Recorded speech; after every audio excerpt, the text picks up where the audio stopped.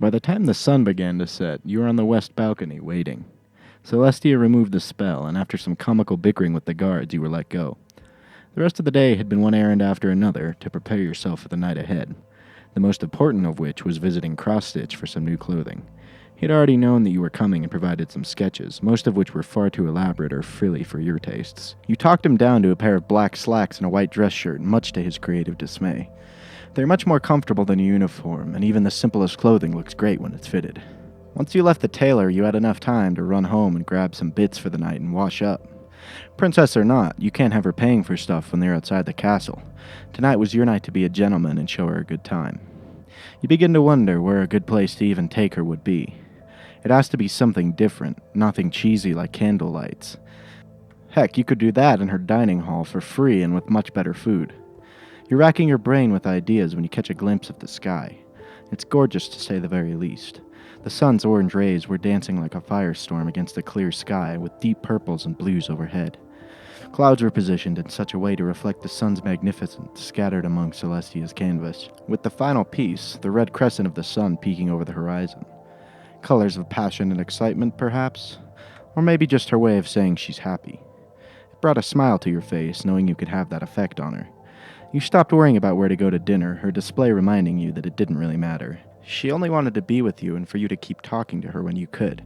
The details of where and why could be left for later. Leaning back on the bench, you were interrupted by a tug on your sleeve.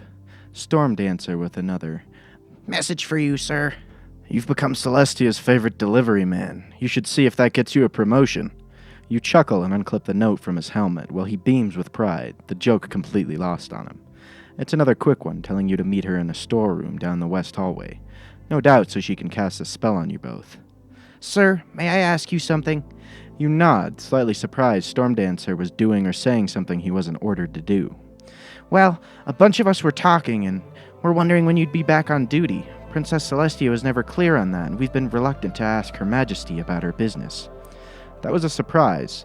Even if they'd been nothing but supportive of you and Celestia's frequent visits, you didn't expect them to miss your company. Then again, you had a bad habit of selling that company short. It was enough to woo a princess, after all. Stands to reason that the regular ponies would enjoy it as well. He's right, too. You've been skipping out on work. Even if Celestia was the one arbitrarily reassigning you. "I'll be back for the swing shift tomorrow. Maybe we'll grab a pint after work." The swing starts around noon, so even if Celestia keeps you out all night, you'll be somewhat rested up. "I'll tell the duty master. Thanks, sir. Barracks hasn't been the same without you." Storm Dancer smiles and salutes, then takes off into the air. That was a nice little surprise. One for many of the night, you can only hope. With that taken care of and your newest mission from your princess, time to start the date. You make your way to the room Celestia mentioned in her note, trying your best not to run into too many ponies on the way. The guards merely saluted and smiled at you for the most part, but the nobles, dear God, the nobles, if one more of them brown noses you about how delightfully simplistic your outfit was, you were going to lose it.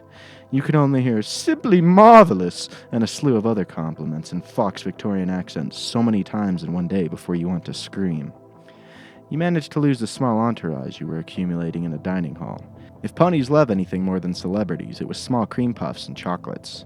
The second the dessert platters came into view, a small herd of goofily dressed ponies disengaged from you and surrounded them. You tried not to think about how they use the same compliments for the pastries as they did about your outfit.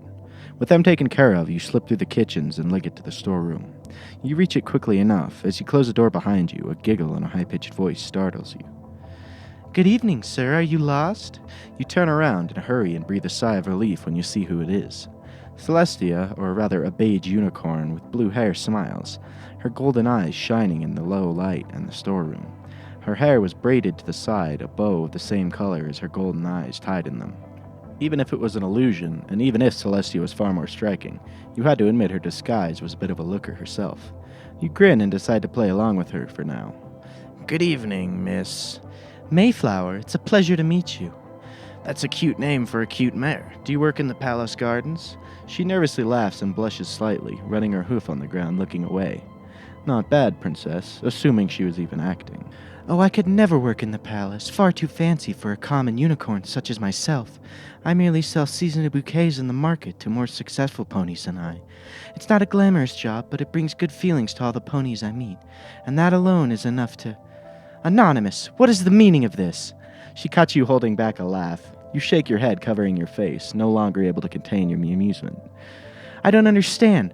My background is perfect for a unicorn with a cutie mark like this. I even thought of names for her parents and can trace her lineage back to the first ponies who settled in Vancouver well over 600 years ago. It's not the background, it's how you talk. It's too princessy. You're explaining things as if everyone will be listening to what you have to say.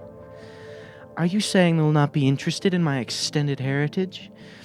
You shake your head. She pouted and kicked at the ground with her foreleg. Holy hell, she was adorable. That is rather depressing. You'll get used to it. I don't know about you, but I never thought I'd miss on being boring and uninteresting. You could never be that, Anonymous. She smiles and presses her hoof to your hand and brings it to her chest. Not to me. You fight a blush as you give her chest fur a small scratch, feeling a little bad for teasing her a moment ago. She touches her horn to your nose, and your eyes meet. No amount of magic or acting could hide Princess Celestia completely. Nobody could ever make you feel this warm inside. She lays her head on your chest for a moment and closes her eyes. You give her mane a gentle stroke. I take it you don't know the story of how your pony's parents met? All I know is that my name is Bulwark. That's all? That's all. I'll make the rest up as I go. She sighs and tosses her mane as her horn begins to glow. Are you ready? You nod and take a step back, preparing yourself. Despite her disguise, her magic is still the light gold aura you've grown accustomed to these past few months. She hits you square in the chest with a beam of light, and the world becomes a sea of colors and twinkling. The process is done a lot quicker this time. A quick blast of magical energy and it's over, though the tingling feeling is still a little weird. Once the light show and sparky stuff is clear, Celestia is standing before you, indicating the spell worked. She's free of her regalia, and her hair is braided like her disguise, the golden ribbon right under her left ear. She looks absolutely radiant, and somehow the lack of her usual ornaments makes her seem prettier to boot. You smile upon seeing each other again, taking the second to adjust your shirt. You are quite handsome, Bulwark. You can tell she already isn't incredibly happy with your name, but hey, you're not perfect. That's why she likes you, right? You look pretty yourself, Mayflower. The two of you embrace, her wings giving you a full body and squeeze. You notice a tiny blush of red on her cheeks, but decide to pretend not to notice. You really want to finish the kiss you almost had this afternoon, but not in a pantry that smelled like bread and tomatoes. There'd be time for that later. You give her neck a lugging pet before she releases you, her expression bright with excitement. After you. You stand aside as you open the door to the storeroom, allowing her to pass. Thank you, you're quite the gentle colt. She takes a step forward, then stops. Is there anything I should know? Rules of conduct I may or may not be aware of? You shrug and give her a little push forward. Hands dangerously close to her cutie mark. Gonna have to watch that. Relax and be yourself. No need to overthink things. We're just gonna have a great time tonight. That reassured her, and she smiled and left the storeroom, you joining her in the hallway. Let us depart the castle. Luna's night should be starting, and I'd like to take a moment to enjoy it. You nod with enthusiasm, and the two of you begin your first journey together. Not as princess and outsider, just like a normal pony couple out for a night together. Like any journey, though, this one had its fair share of problems at the beginning. As it turns out, you may have considered what she asked more concisely before chalking it up to nerves. Princess Celestia had more than one habit neither of you realized would be problematic for a common pony to do. For instance, out of routine, she'd walk in the center of the hallway.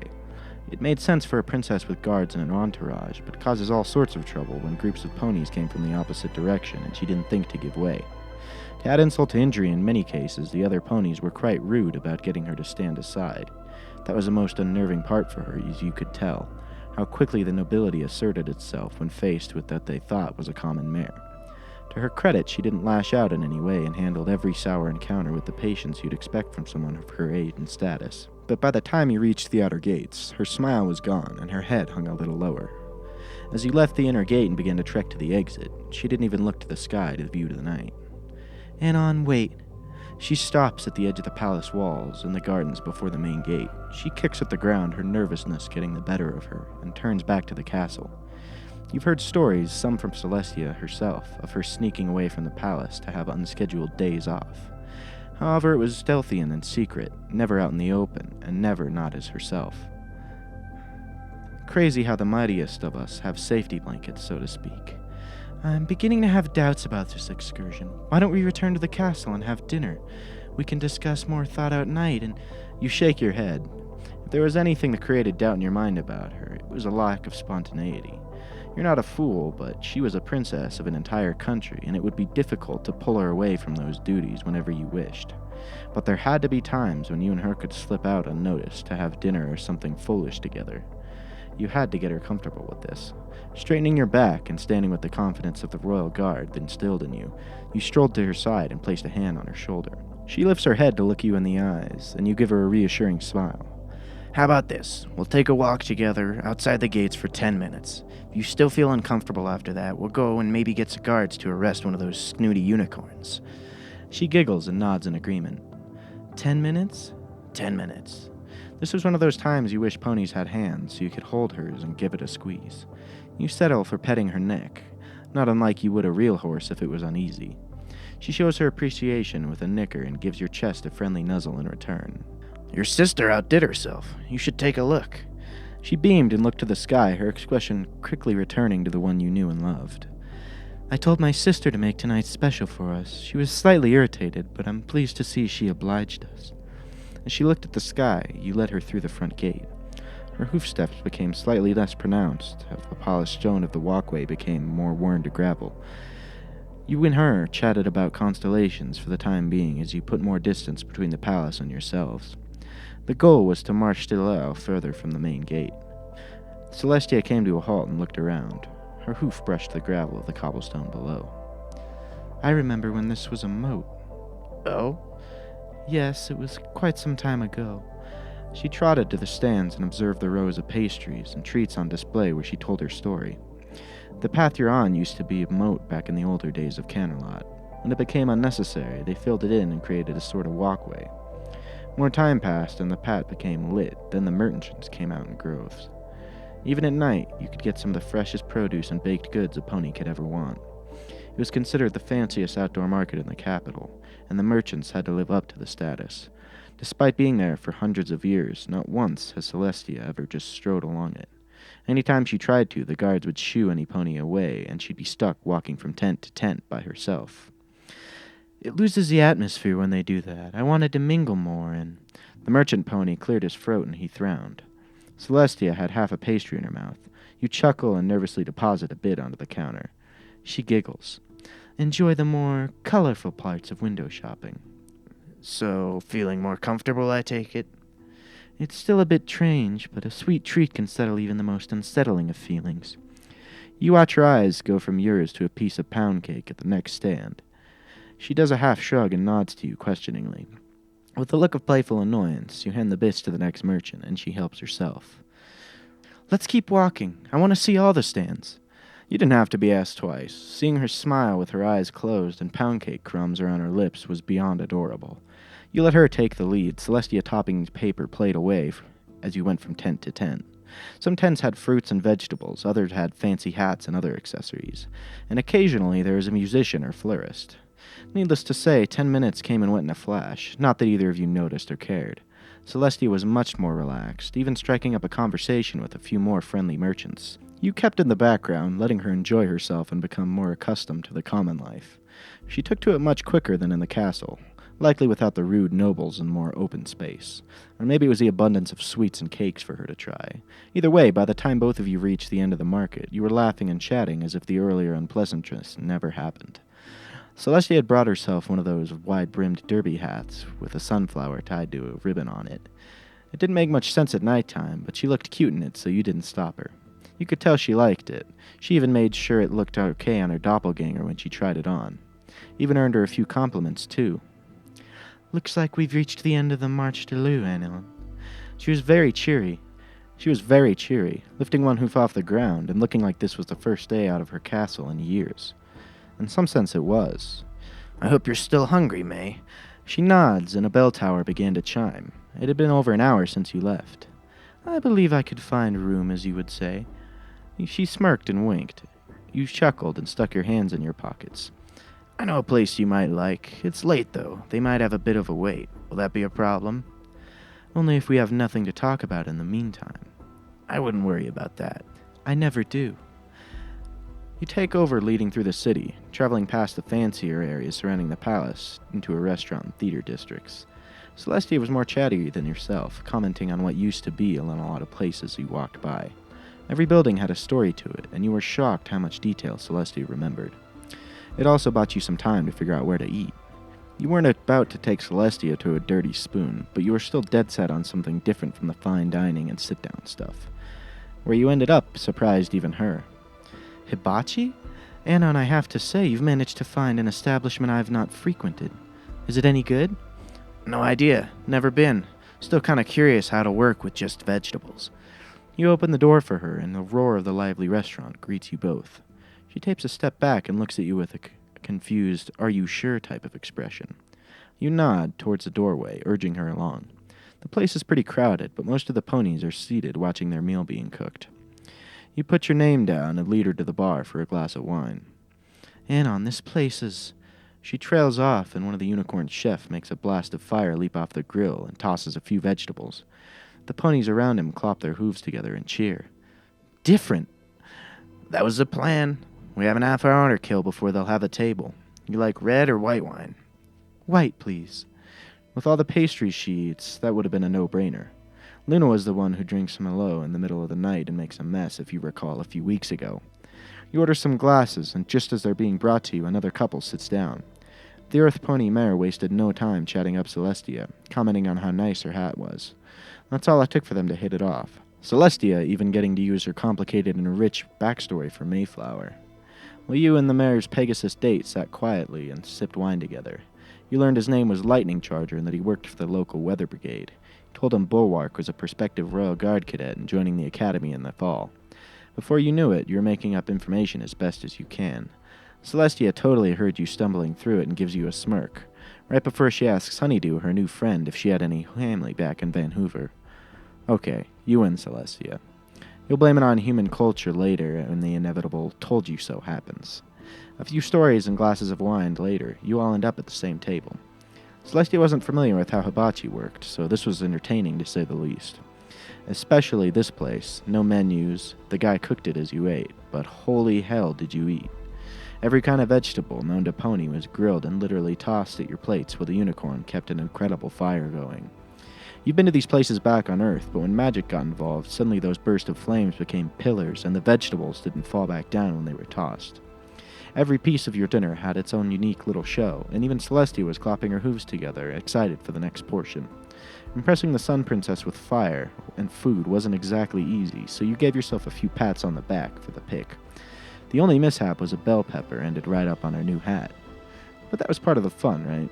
She's only a little upset, but you stabbing the pepper with a fork and biting right into her cheered it right back up. Leave it to the princess who has everything to worry about a $10 hat. Speaking of worrying about money, between dinner and the wine, you were completely broke by the time you left the restaurant. Forget about the guards missing you. If you didn't get back to work soon, this would be the only date you ever went on. That was so much fun, Anon. She practically skipped out of the place, you struggling to follow with a full stomach and a slight buzz. Watching her prance along made every bit spent worth it. She turned around and pulled you along with her magic. Come on, Bulwark, keep up.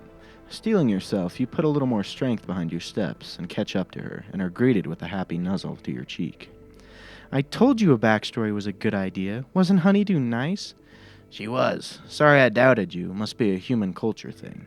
Celestia stuck her tongue at you in reply, and you made a mock motion to grab it.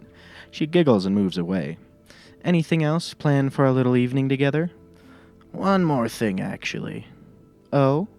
I'd like to walk you home, but not through the main gate. She smiles, and you lead her off towards the main gate that leads through the side entrance of Camelot Palace.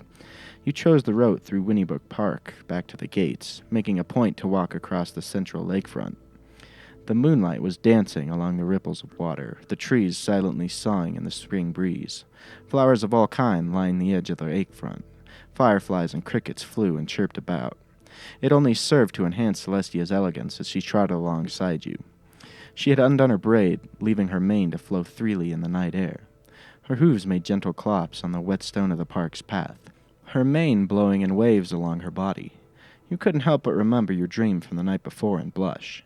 Tonight had been perfect. Even when things went the wrong way, they were good mistakes, the kind that brought you two closer and you worked past them. She's everything you ever wanted in a woman. Not a single doubt in your mind was left. It didn't matter if you needed magic spells or flat-out lies to be together when you wanted to. It would be worth it for her. All the while, your mind raced through this, your heart was pounding, and your brow beginning to sweat. She was looking at the lake now, dipping her forehoof into the water. You had to take a moment to compose yourself. She couldn't see. "What's the matter, Anonymous? You turned away." Damn. You... "Yes?" She cantered a little closer and nosed at your face, the moonlight shimmering in her eyes. Her mane managed to drift from her body and synced with the ripples of the lakes. Camelot Castle was illuminated behind her, a work of art more than architecture, almost as a reminder of her intelligence to complement her exquisiteness. You were looking upon perfection. What could you possibly say right now? You're beautiful. Nothing wrong with the obvious. Am I? You truly believe so? You didn't say another word. There was no point in convincing a goddess that she was gorgeous. You had to show her what you felt, not tell. Your hand slipped along in the neck to her cheek. The warmth of her body sent a shiver across your fingers, and her breath teased at your chest as you lifted your mouth to hers. Your eyes locked with hers, and you felt your muscles tense. Her pulse raced under the palm of your hand, matched only by your own heartbeat. Her body was pleading for this, begging for it. You were not one to deny your princess. The second your lips pressed to her, whatever sliver of restraint she kept around herself fell away. She nearly knocked you over as she pressed closer, her soft, supple lips pressing around your mouth. Your eyes closed with hers as a kiss became 2, then 3. Then her lips began to part between yours. Her tongue teased at your mouth, a taste of honey and sugar beckoning you to go past simple kissing. A blast of heat from her nostrils greeted your neck when you cupped your hands over her cheek, your own sliding gently into her mouth. The tiniest of moans escaped from her as your thinner tongue massaged hers, a pleasant heat beginning to radiate from her body. Your hand slipped from her face, caressing her neck and shoulders as your knees bucked slightly. Her wings mimicked the motions of your hands and fingers, wrapping your body up in a feathery embrace, teasing at the back of your neck and back. You feel yourself tense from the touches and respond in turn, slipping your fingers into her mane and caressing her neck and shoulders. What felt like an eternity passed when you two finally parted lips, both breathing happily and glistening with sweat. Her cheeks were flushed red, her eyes half open and full of desires. "We should make way back to the castle." "I'll take you to the east gate, it's the closest." She nodded and bit her lip. Neither of you budged, neither of you wanted to stop looking to each other's eyes for the moment. You break the pause and start leading her to the castle. You make your way through the halls towards a room. The two of you duck into a broom closet, and she undoes the spell. The two of you, now back to normal, continue back to her chambers. Once she reaches the doors, she opens them with her magic and beckons for you to follow her in. That night, you and Celestia become one, a night filled with passion and love. Before both of you pass out, she whispers to you, "I love you, Anon." "And I you, my princess, forever and always." Alrighty guys, that was the final part of Quiet Sunsets by Fizzles Anon. Sorry if that ending was a little abrupt. I took some creative liberties on the end. This story was not finished, and I believe Fizzles was trying to introduce a changeling plot, but the story ends and it didn't go anywhere, so I kind of rewrote the ending to a little more, something more complete. We've almost reached 200 subscribers, and that's awesome. I really appreciate it. I want to give a big shout out to Arcane Sphere 12 Nilsson. He mentioned something about the sound quality in the microphone, and I noticed that I had my mixing set up completely wrong. So hopefully from now on the audio quality should be a good bit better. But as always, I just want to thank you guys so much for being here with me. I hope you have a fantastic rest of your day, and I look forward to reading the next fic for you guys. Peace out.